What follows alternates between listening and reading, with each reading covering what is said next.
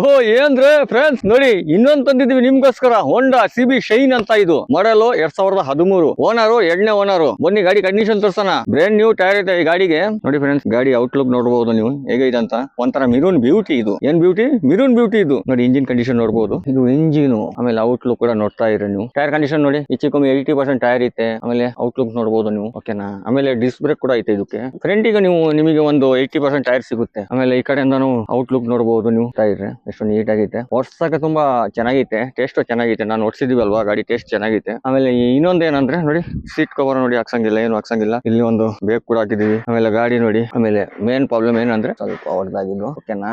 ಏನಿದೆ ನಾನು ತೋರಿಸ್ಕೊಂಡು ವ್ಯವಹಾರ ಮಾಡೋದು. ಕಣ್ಣಿಗೆ ಬಟ್ಟೆ ಕಟ್ಕೊಂಡು ಏನು ವ್ಯವಹಾರ ಮಾಡಲ್ವಾ? ನೋಡಿದ್ರಾ ಗಾಡಿ ಹೇಗೈತೆ ಅಂತ. ಇದಕ್ಕೇನು ಖರ್ಚಿ ಗಿರ್ಚಿ ಏನಿಲ್ಲ. ಇದ್ರೆ ಒಂದ್ ಸ್ವಲ್ಪ ಮೈನರ್ ಏನಾರು ಇದ್ರೆ ಇರ್ಬೋದು. ಬೇರೆ ಏನು ಹೆವಿ ಕೆಲಸ ಇಲ್ಲ, ಏನು ಇಲ್ಲ. ಬನ್ನಿ ಫ್ರೆಂಡ್ಸ್ ನಿಮಗೆ ಸೌಂಡ್ ತೋರ್ಸೋಣ ಅಂತ.